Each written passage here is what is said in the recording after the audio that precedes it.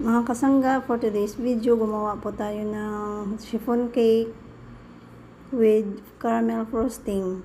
At itong mga ay para sa birthday ng aking pamangkin.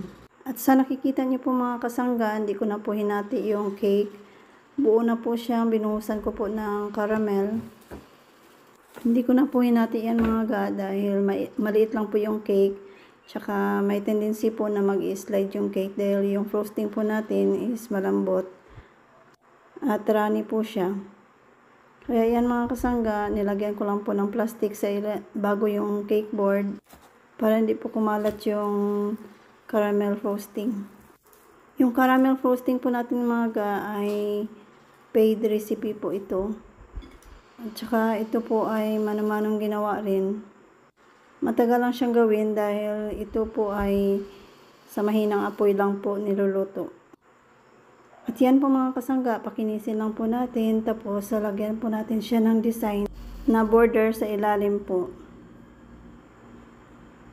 Simpleng design lang po ito mga kasangga dahil yung magbo-birthday naman ay lalaki po.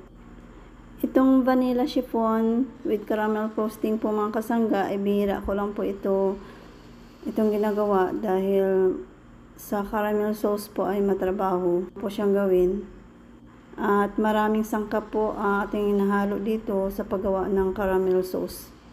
Salamat na po pala sa aking ate na siyang nag-order nito. Salamat at nalagyan na naman yung ating bulsa. Isa ka sa masugid kong taga-suporta sa aking maliit na negosyo.